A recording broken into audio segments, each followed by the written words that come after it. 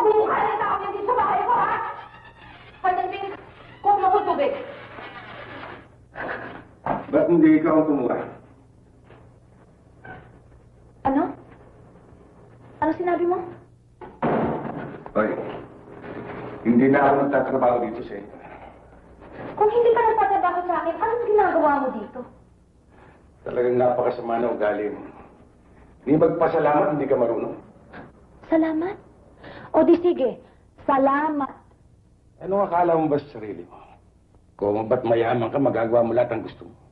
At kung makatapa ka sa kapwa mo, ganun na lang. Alam mo, Georgia, marami ka ng kaibigan dahil sa pera mo. Pero kung tutuusin, kawawa ka. Huwag na huwag mo akong pagsasalitaan ng ganyan. Wala kang karapatan! Hindi pa ako tapos yun. Hindi pa ako tapos eh. Ito, pasok mo sa utak mo. Hindi kita tinulungan dahil ikaw si Georgia Zaragoza.